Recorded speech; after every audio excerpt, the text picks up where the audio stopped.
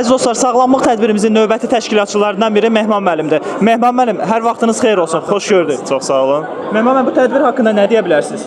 Demək, TNS şirkətinin keçirdiyi ənənəvi sağlamlıq tədbiridir. 15 ilə yaxın ki, bu tədbir keçirilir. Mahiyyəti bundan ibarətdir ki, tədbir sağlamlıq üçündür. Yəni, sağlamlığını qorumaq istəyən, özünü qorumaq istəyən, sağlamlığını bərpa etmək insanlar üçündür. Çox yaxşı bir devizimiz var. Sağlam ailə, sağlam düşüncə və sağlam qidalanma. Tədbirin əsas mahiyyəti odur ki, insanlar sağlam düşünsünlər, sağlam qidalansınlar və sağlamlığı hər zaman qorusunlar və eyni zamanda uzun ömürlü yaşasınlar. TNS şirkəti ənənəvi olaraq bu tədbirləri hər zaman keçirir. Ayda ən azı 2 dəfə biz bu tədbirləri keçiririk. Əgər kim öz sağlamlığının qeydinə qalmaq istəyirsə, təbii qidalanmaq istəyirsə, sağlamlığını qorumaq istəyirsə, mütləq TNS-in tədbirlərində iştirak eləsin. Həm burada maariflənəsiniz, Tibet təbiətinin sirləri haqqında məlumat toplayasınız, eyni zamanda düzgün qidalanmağın yollarını burada sizə aşılayacaqlar. Təşəkkür edirəm Mehman müəllim, çox sağ olun, minnətdaram sizə. Dostlar, davam edirik. Bu dəfə tədbirin aparıcısı məhz Rövşən doktorla danışacağıq. Diqqətiniz burada olsun.